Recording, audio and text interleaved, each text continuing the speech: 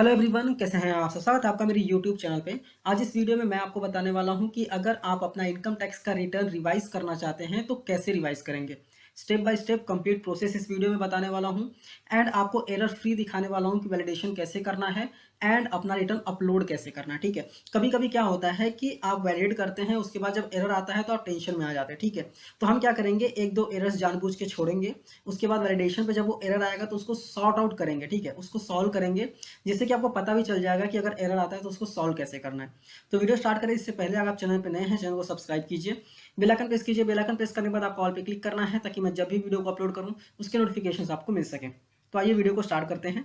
आपको क्या करना है, अगर आपने ऑलरेडी फाइल कर दिया है ना, ठीक है, तो ऐसा फाइल सक्सेसफुली करके आएगा। हम रिवाइज रिटर्न सीख रहे हैं, इसलिए यहाँ पे फाइल सक्सेसफुली आना चाहिए। ठीक है, इसके बाद आपको क्या करना है, लॉगिन करने के बाद डैशबोर्ड में आना है और यहाँ पे फाइल सक्सेसफुली दिख रहा है। आपको क्या करना है, फाइल रिवाइज रिटर्न दिख रहा है यहाँ पे, इस पर आपको क्लिक कर देना है।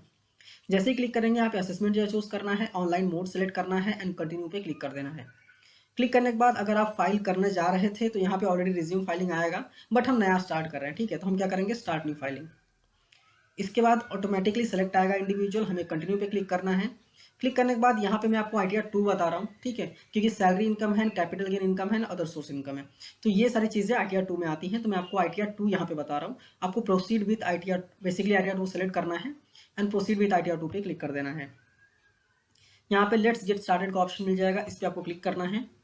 क्लिक करने के बाद यहाँ पे ना ये वाला ऑप्शन ऑटोमेटिक सेलेक्टेड रहता है। ठीक है, तो आप चाहिए तो रहने दीजिए, कोई दिक्कत नहीं है, हम कंटिन्यू पे क्लिक कर देंगे।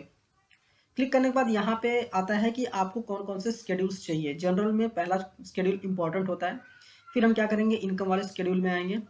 इनकम वाले स्केड्यूल में ना हमको क्या करना है, हमारे मेरे केस में बेसिकली सैलरी है, कैपिटल गेन है, और स्क्रॉल डाउन करके मैं यहाँ पे आऊँगा तो अदर सोर्स इनकम है। ठीक है, तो ये तीनों शेड्यूल मैंने सेलेक्ट कर लिया। आपके केस में और भी कोई इनकम होगा तो आप यहाँ पे सेलेक्ट कर सकते हैं, कोई दिक्कत नहीं है। ठीक है, इसके बाद हम नेक्स्ट शेड्यूल में जाएंगे, डिडक्शन में। डिडक्शन में बेसिकली मेरे पास 80D का डिडक्शन है एंड चैप्टर 6A का डिडक्शन है। इसके अलावा अगर आपके पास 80GB है तो आप 80GB सेलेक्ट कर सकते हैं, कोई दिक्कत नहीं है। इसके बाद टैक्सेस में बेसिकली यहाँ पे 2 था, हम क्या करेंगे, पूरा सेलेक्ट कर लेंगे। ठीक है, हमें टेंशन ही नहीं लेना, हमने पूरा सेलेक्ट कर लिया है यहाँ पे। अदर्स में भी जाके ऑटोमेटिकली सेलेक्टेड है। ठीक है, हम इसको रहने देंगे, कोई दिक्कत नहीं है। स्क्रॉल करके हम नीचे आएंगे और यहाँ कंटिन्यू पे क्लिक कर देंगे। यहाँ पे कंटिन्यू करना है। कंटिन्यू करने के बाद यहाँ पे ऑप्शन आता है कि आप न्यू टैक्स रिजिम ऑप्ट कर रहे हैं, तो मैं ऑप्ट नहीं कर रहा हूँ, इसलिए मैं यहाँ पे नो कर रहा हूँ। ठीक है, हम करेंगे कंटिन्यू, क्योंकि हमारे पास बहुत सारे डिडक्शन हैं, तो हम डिडक्शन लेके अपना टैक्स लाइबिलिटी रिड्यूस कर सकते हैं, कोई दिक्कत नहीं है। यहाँ पे कुछ सवाल रहते हैं, हम क्या करेंगे, इसको सीधा सीधा स्किप करेंगे। आगे जाके देखना है इसका क्या करेंगे, तो वो हम आगे ही करेंगे। ठीक है, स्क्रॉल करके हम नीचे आएंगे, सीधा कंटिन्यू पे क्लिक कर देंगे। ठीक है, वैसे सैलरी एग्जाम्पशन वाले को भी हम स्क्रॉल करके नीचे आएंगे और यहाँ पे कंटिन्यू पे क्लिक कर देंगे। यहाँ पे कर देंगे ओके। ओके करने के बाद बेसिकली अभी हमारा जो स्केड्यूल है सारे यहाँ पे रेडी हो गए हैं। अब हमें ये सारी चीज़ें फिल करनी है। पार्ट 1 पहले हम फिल कर लेते हैं। प्रोवाइड इन्फॉर्मेशन पे क्लिक करेंगे। क्लिक करने के बाद पर्सनल इन्फॉर्मेशन, कॉन्टैक्ट आपको प्रॉपर्ली चेक कर लेना है। कॉन्टैक्ट में कोई एडिटिंग है तो आप एडिट भी कर सकते हैं, कोई दिक्कत नहीं है। फाइलिंग स्टेटस में बेसिकली ऑटोमेटिकली सिलेक्टेड आना चाहिए 139.5। ठीक है, बाई एनी चांस अगर सिलेक्टेड नहीं आ रहा है तो आपको रिवाइज रिटर्न ही सिलेक्ट करना है, मतलब थर्ड वाला ऑप्शन। स्क्रॉल करके नीचे आएंगे तो एक एक्नॉलेजमेंट नंबर ऑटोमेटिकली आता है, डेट ऑफ फाइलिंग भी ऑटोमेटिकली आता है, बट बाई एनी चांस नहीं आ रहा है तो आपको यहाँ पे अमाउंट्स डिटेल्स डालने पड़ेंगे। ठीक है, यहाँ पे मैंने ऑलरेडी नो कर दिया था स्टार्टिंग में ही। स्क्रॉल करके नीचे आएंगे तो ये ऑटोमेटिकली यहाँ पे आ जाता है, तो आपको इसकी टेंशन की जरूरत नहीं है। हम स्क्रॉल करके नीचे आएंगे तो यहाँ पे रेसिडेंशियल स्टेटस पूछा जाता है। यहाँ पे रेसिडेंट आपको सेलेक्ट करना है और यहाँ पे फर्स्ट वाला ऑप्शन सेलेक्ट कर लेना है अगर आप रेसिडेंट है तो। ठीक है, इसके बाद ये नीचे जो भी ऑप्शन आपसे पूछे जा रहे हैं आपको एक बार रीड करना है। अगर आपके केस में अप्लीकेबल है तो यस करना है, अदरवाइज नो नो क्लिक कर देना है। ठीक है, स्क्रॉल करके हम नीचे आएंगे और यहाँ पे सारी चीज़ें मेरे केस में नो है तो मैंने नो कर दिया और सेव कर दिया। सेव करने के बाद बैंक डिटेल्स पे क्लिक करना है। ठीक है, बैंक डिटेल्स पे क्लिक करने के बाद बैंक यहाँ पे एडेड है, नॉमिनेट भी कर दिया रिफंड के लिए, और हम कर देंगे यहाँ पे कंफर्म। कंफर्म करने के बाद हमारा जनरल इन्फॉर्मेशन प्रॉपर्ली फिल हो चुका है। अब हम सैलरी वाले शेड्यूल में जाएंगे। यहाँ पे आने के बाद बेसिकली आपका डिटेल्स जो है वो ऑटो पॉपुलेट होता है। ठीक है, तो आपको क्या करना है, ऐड डिटेल्स ऑफ ब्रेकअप पे क्लिक करना है। जैसे क्लिक करेंगे ऊपर आपका इंप्लॉयर का डिटेल्स रहेगा, आपको जस्ट चेक कर लेना है। इसके बाद आपको नेचर ऑफ एम्प्लॉयमेंट सेलेक्ट करना है कि आप central government, state government, public sector undertaking है या फिर प्राइवेट है या फिर अदर्स है, जो भी आप सेलेक्ट कर लीजिए। ठीक है, इसके बाद आपके सैलरी अलावेंसेस के डिटेल्स यहाँ पे डालने हैं। आपको सैलरी और अलावेंस को बाइफरकेट डेफिनेटली कर लेना चाहिए, नहीं करेंगे तो अगर आप अलावेंसेस का एग्जाम्पशन लेंगे तो वहाँ पे एरर आएगा। ठीक है, तो यहाँ पे मैंने बाइफरकेशन कर दिया है। स्क्रॉल करके हम नीचे आएंगे तो यहाँ पे कुछ परक्विजिट्स हमें मिले हुए थे, वो परक्विजिट्स भी मैंने यहाँ पे ले लिए एज पर फॉर्म 16। इसके बाद हम स्क्रॉल करके नीचे आएंगे तो 17 सब सेक्शन 3 में यहाँ पे कोई भी डिटेल्स नहीं है मेरे पास फॉर्म 16 के हिसाब से, तो मैं सीधा इसको डिलीट कर दूंगा। डिलीट पे क्लिक करूंगा और मैं यहाँ पे कर दूंगा यस, ठीक है, और ये डिलीट हो जाएगा। स्क्रॉल करके मैं नीचे आऊँगा, नीचे आने के बाद मैं यहाँ पे सेव पे क्लिक कर दूंगा, ठीक है। क्लिक करने के बाद फिर नीचे आप आएंगे स्क्रॉल करके तो allowances to the extent exempt अब अंडर सेक्शन 10 करके आएगा, इस पर आपको क्लिक करना है। जैसे क्लिक करेंगे कुछ अलावेंसेस यहाँ पे आपको देखने को मिल जाते हैं, ठीक है। ये सारे अलावेंसेस अगर फॉर्म 16 में है आपके तो आप यहाँ पे टिक कीजिए और एडिट करके आप अमाउंट डाल सकते हैं, ठीक है। बट ये सारे अलावेंसेस ना हो कि कोई दूसरे अलावेंसेस हैं तो आप इसको एडिट भी कर सकते हैं, ठीक है। जैसे कि मैंने सेक्शन 5 इस पर टिक करूंगा और मैं एडिट पे क्लिक कर दूंगा। क्लिक करने के बाद मैंने क्या किया, यहाँ पे टिक किया, ठीक है। टिक करने के बाद मैं यहाँ पे सिलेक्ट कर लूंगा कि जो भी मेरे जो एग्जाम अलावेंसेस है वो मैं सिलेक्ट कर लूंगा और यहाँ पे अमाउंट डाल के मैं यहाँ पे सेव पे क्लिक कर दूंगा। सेम मेरे पास एक और अलावेंसेस है तो मैं क्या करूंगा, सेकंड वाले को टिक करूंगा, ठीक है। वापस एडिट पे क्लिक करूंगा। मेरे पास बेसिकली अदर अलावेंसेस है तो मैं एनी अदर करके अदर एग्जाम्पशन डाल दूंगा और यहाँ पे जो अमाउंट है फॉर्म 16 में मेरे पास मैं वो यहाँ पे ऐड कर दूंगा और मैं सेव पे क्लिक कर दूंगा, ठीक है। क्लिक करने के बाद बाकी सारे आप ऐसे ही छोड़ सकते हैं, कोई दिक्कत नहीं है। हम स्क्रॉल करके नीचे जाएंगे, नीचे जाने के बाद यहाँ पे डिडक्शन अंडर सेक्शन 16 में आपका 50,000 का डिडक्शन ऑटोमेटिकली आता है क्योंकि बाय डिफॉल्ट स्टैंडर्ड डिडक्शन मिलता है आपको। इसके बाद अगर आपके फॉर्म 16 में प्रोफेशनल टैक्स है तो 2,500 आप यहाँ पे डाल सकते हैं, मतलब जो भी अमाउंट है वो अमाउंट आप यहाँ पे डाल सकते हैं, ठीक है। इसके बाद इसको सेव कर देना है। सेव करने के बाद यहाँ पे सारी चीज़ें आ गई हैं, हम सीधा कंफर्म कर देंगे। सैलरी वाला शेड्यूल प्रॉपर्ली फिल हो चुका है। अब हम भरेंगे शेड्यूल कैपिटल गेन, ठीक है, इस पर हम क्लिक करेंगे।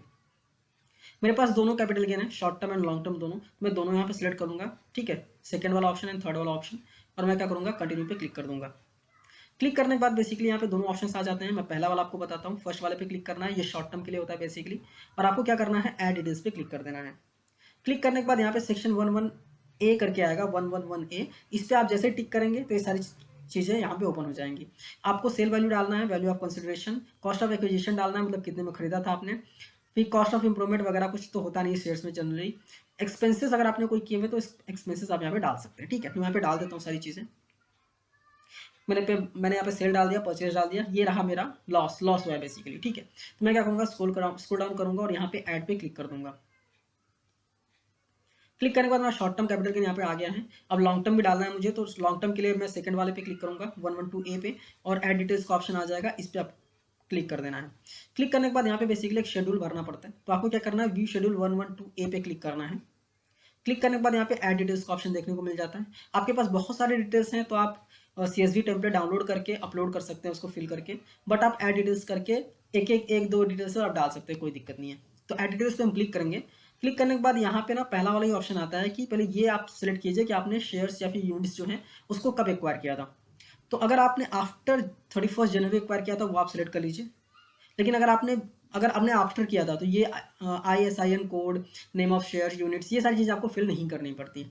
बट अगर आपने शेयर्स यूनिट्स को 31 जनवरी 2018 के पहले खरीदा था तो ये सारी चीज़ें आपको फिल करनी पड़ेंगी, ठीक है। इसके बाद आपको कॉस्ट ऑफ एक्विजिशन, मतलब कितने में खरीदा था। फिर यहाँ पे आता है expenditure Holi and exclusively in connection with transfer, अगर आपने ट्रांसफर करने के लिए कोई खर्चा किया तो आपको यहाँ पे डालना है, और ट्रांसफर किया है तो वो अमाउंट क्या है, मतलब सेल अमाउंट क्या है, ठीक है, वो डालना है और ऐड पे क्लिक कर देना है। जैसे क्लिक करेंगे ये ऐड हो चुका है, हम सीधा क्या करेंगे, कंफर्म पे क्लिक कर देंगे। जैसे कंफर्म पे क्लिक कर देंगे, अभी देखिए यहाँ पे मैंने एक गलती की है, ठीक है। क्या गलती की है, जो कैपिटल गेन्स होते हैं ना उसका बाइफर्केशन हमें देना होता है, ठीक है। मैं अभी यहाँ पे नहीं दूंगा, जब एरर आएगा ना तब दूंगा, ठीक है। तो आपको पता चल जाएगा कि एरर को सॉल्व कैसे करना है। तो यहाँ पे कैपिटल गेन शेड्यूल और 112A वाला शेड्यूल प्रॉपर्ली फिल हो चुका है। अब हम अदर सोर्स पे आएंगे।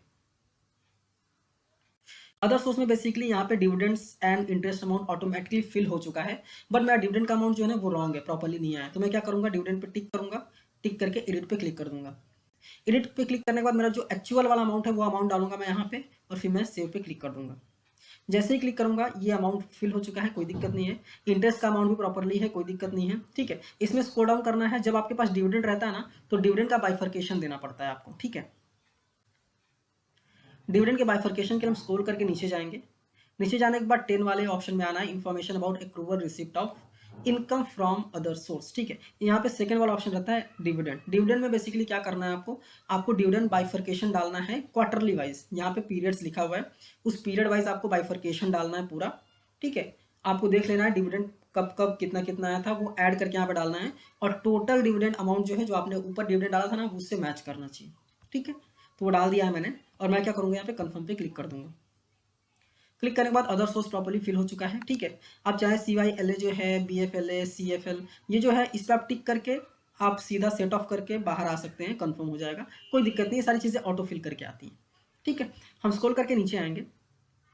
आने के बाद हम 80D देखते हैं, क्योंकि सेक्शन 80D में बेसिकली हमारे पास प्रिवेंटिव हेल्थ चेकअप का 5000 हम डाल सकते हैं, तो वो मैं यहाँ पे डाल दूंगा। मैं एडिट पे क्लिक करूँगा। यहाँ पे क्लिक करने के बाद यहाँ पे बेसिकली पूछता है कि इंडिविजुअल जो है वो सीनियर सिटीजन है क्या, मतलब आप जो रिटर्न फाइल कर रहे हैं क्या आप सीनियर सिटीजन है क्या, आपकी फैमिली मेंबर सीनियर सिटीजन है क्या पेरेंट्स को छोड़ के, तो नो करना है यहाँ पे। करने के बाद अगर आप नहीं है तो, और यहाँ पे आप प्रिवेंटिव हेल्थ चेकअप का अमाउंट यहाँ पे डाल सकते हैं। ठीक है, इसके बाद हम स्क्रॉल डाउन करेंगे तो पेरेंट्स के केस में यहाँ पे कुछ भी नहीं है, तो हमने कुछ भी नहीं डाला है, एंड नॉट क्लेमिंग पे क्लिक करके हम सीधा सेव कर रहे हैं। सेव हो गया, यहाँ पे 5000 हमने कंफर्म कर दिया। कंफर्म करने के बाद यहाँ पे शेड्यूल 6A डिडक्शन आ जाता है। ठीक है, इस पर हम क्लिक करेंगे। क्लिक करने के बाद हमारे पास सेक्शन 80C है, ये 1,06,000 ऑटो पॉपुलेट हो रहा है, बट हमारे पास 1.5 लाख पूरा है, तो हम क्या करेंगे एडिट पे क्लिक करेंगे। क्लिक करने के बाद यहाँ पे 1,50,000 डाल देंगे और सेव पे क्लिक कर देंगे। क्लिक करने के बाद 80C हो गया, 80D हो गया प्रॉपरली। ठीक है, अभी क्या करना है बेसिकली, तो सेक्शन 80TTE भी डालना पड़ेगा मुझे। ठीक है, उससे पहले एक और सेक्शन है मेरे फॉर्म 16 में, वो भी मैं डाल देता हूँ। मैं ऐड अनदर पे क्लिक करूंगा, NPS वाला मैंने कंट्रीब्यूशन किया हुआ है, तो मैं सेक्शन 80CCD 1B सेलेक्ट करूंगा, और यहाँ पे मैंने 50,000 का बेसिकली कंट्रीब्यूशन किया हुआ है, तो वो मैं यहाँ पे डाल दूंगा और यहाँ पे मैं ऐड कर दूंगा। ठीक है, ये भी बेसिकली डाल दिया है मैंने, क्योंकि यहाँ पे अमाउंट गए हुए हैं 50,000 रुपये के। इसके बाद आता है 80TTA, सेविंग बैंक इंटरेस्ट का रिडक्शन भी मिलता है हमको। आपने देखा होगा अदर सोर्स में सेविंग बैंक इंटरेस्ट था। ठीक है, तो हम क्या करेंगे part C, CS and D इस पर क्लिक करेंगे। क्लिक करने के बाद यहाँ पे ऐड अंदर का ऑप्शन मिल जाता है, इस पर हम क्लिक कर देंगे। जैसे क्लिक करेंगे तो पहला ही ऑप्शन आ जाता है सेक्शन 80TTA का, तो यहाँ पे जो हमारा अमाउंट था ना सेविंग बैंक इंटरेस्ट का, वो यहाँ पे डाल देंगे। अप टू 10,000 तक एग्जाम होता है, तो 1250 हम पूरा डाल देंगे। ठीक है, स्क्रॉल करके हम नीचे आएंगे और यहाँ पे आप सेव पे क्लिक कर सकते हैं, या फिर डायरेक्ट आप कंफर्म पे भी क्लिक कर देंगे तो भी कोई दिक्कत नहीं है। ठीक है, हमारा क्या हो गया प्रॉपरली शेड्यूल 6A भी हो गया, कोई दिक्कत नहीं है। AMT ये हमें नहीं फिल करना है, AMTC भी नहीं फिल करना है। Part B TI total income पे आते हैं हम, इस पर हम क्लिक करेंगे। क्लिक करने के बाद आपको जस्ट चेक करना है कि सारी चीज़ें प्रॉपरली आ रही है कि नहीं, सैलरी प्रॉपरली आ रहा है कि नहीं, कैपिटल गेन प्रॉपरली आ रहा है कि नहीं। वो नेट ऑफ हो गया। ठीक है, हमारे पास लॉन्ग टर्म कैपिटल गेन था, शॉर्ट टर्म कैपिटल लॉस था। ठीक है, तो वो नेट ऑफ हो जाता है। ठीक है, तो वो नेट ऑफ हो गया है। यहाँ पे इनकम फ्रॉम अदर सोर्स यहाँ पे आ गया है। इसके बाद हम देखेंगे, स्क्रॉल डाउन करके नीचे आएंगे। नीचे आने के बाद सारी चीज़ें प्रॉपरली है, 60 डिडक्शंस भी प्रॉपरली आ गया, इनकम भी प्रॉपरली आ गया है, स्पेशल इनकम ठीक है 24,000 वो भी प्रॉपरली आ गया है। ठीक है, अब हम क्या कर देंगे सीधा कंफर्म। कंफर्म करने के बाद टैक्सेस पेड वाला ऑप्शन है, इस पर भी हम क्लिक कर देंगे। तो हमारा जो भी TDS कटा हुआ है ना वो सारा TDS ऑटो पॉपुलेट हो जाता है। जस्ट चेक करना है कि प्रॉपर हो रहा है कि नहीं, प्रॉपर है कोई दिक्कत नहीं है। ठीक है, तो हम क्या करेंगे कंफर्म पे क्लिक कर देंगे। टैक्सेस पेड भी प्रॉपरली हो चुका। पार्ट B TTI पे आएंगे हम, इस पर हम क्लिक करेंगे। क्लिक करने के बाद यहाँ पे आ जाता है कि हमारा कितना अमाउंट था, बेसिकली टैक्स का अमाउंट कितना आ रहा है। उसके बाद एजुकेशन सेस एंड लाइबिलिटीज़ कितनी आ रही है टैक्सेस की। इसको स्क्रॉल करके नीचे आएंगे तो यहाँ पे आ जाता है हमने कितना टैक्सेस पे किया हुआ है, कितनी लाइबिलिटी थी, कितना टैक्सेस पे किया हुआ है, तो रिफंड कितना बन रहा है वो भी यहाँ पे आ जाता है। ठीक है, इसके बाद हम क्या करेंगे प्रीव्यू रिटर्न पे क्लिक कर देंगे। जैसे क्लिक करेंगे यहाँ पे हमें बेसिकली एक्नॉलेज करना होता है, तो हम टिक करेंगे। टिक करने के बाद हम स्क्रॉल डाउन करके नीचे आएंगे और प्रोसीड टू प्रीव्यू का ऑप्शन दिख जाता है, इस पर हम क्लिक कर देंगे। ठीक है, क्लिक करने के बाद सारे शेड्यूल्स यहाँ पे दिख जाते हैं। आप चाहे तो सारे शेड्यूल एक बार चेक कर सकते हैं, क्रॉस चेक कर सकते हैं कि सारी चीज़ें बरोबर हैं या नहीं। हम स्क्रॉल करके नीचे आएंगे, नीचे आने के बाद प्रोसीड टू वैलिडेशन पे क्लिक करेंगे। डेफिनेटली एरर आना ही चाहिए, क्योंकि मैंने बताया कि मैंने कैपिटल गेन में कुछ चीज़ें छोड़ दी हैं। ठीक है, आपको क्या करना है बेसिकली किसी भी एरर पे डबल क्लिक करना है। जैसे आप डबल क्लिक करेंगे यहाँ पे बोलेगा कि आपने यहाँ पे गलती की है, यहाँ पे कुछ तो अमाउंट आना चाहिए। ठीक है, 10% वाले में।